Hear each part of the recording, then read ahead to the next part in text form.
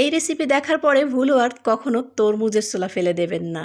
সুপ্রিয় দর্শক, আসসালামু আলাইকুম, welcome back to my channel.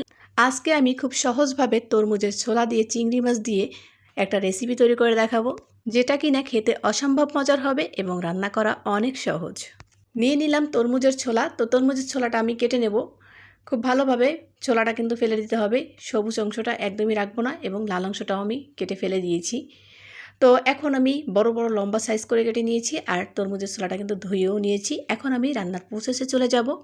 দিয়ে দেব প্যানে তেল, তারপরে দিয়ে দেব এখানে চিংড়ি মাছটা হালকা করে একটু ভেজে নেব। তারপরে এখানে দিয়ে দেব পেঁয়াজ বাটা। আমি এখানে 2 চামচ পরিমাণ পেঁয়াজ বাটা দিয়েছি এবং ফালি করা কাঁচামরিচ দিয়ে দিলাম 3 থেকে 4টা।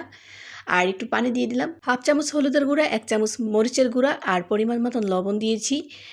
তো এখন আমি মশলাটা খুব ভালোভাবে কষিয়ে নেব। এখানে তেমন কোনো মশলা দেওয়ার কোনো প্রয়োজন নাই। আদা, রসুন, ধনিয়া, জিরা আপনারা চাইলে দিতেই পারেন, কিন্তু আমি চিংড়ি মাছের তরকারিতে সাধারণত এসব মশলা দেওয়া পছন্দ করি না, তাই দিলাম না। তো সব মশলাটা কষিয়ে কিন্তু আমি পানি দিয়েছি, তারপরে রান্না করে নিলাম। এখন ফ্রোজেন করা ধনেপাতা কুচি দিয়ে নামিয়ে নেব কিছুক্ষণ পরে। 5 মিনিট জাল করে নিয়েছি, তারপর নামিয়ে নিয়েছি। রান্নাটা কিন্তু খুবই সহজ এবং খুবই মজার খেতে, অবশ্যই ট্রাই করে দেখবেন।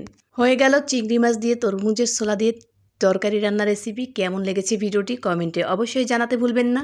দেখা হবে নেক্সট কোনো ভিডিওতে এরকম মজার কোনো রেসিপি নিয়ে। ততক্ষণ ভালো থাকুন, সুস্থ থাকুন। আল্লাহ হাফেজ, আসসালামু আলাইকুম।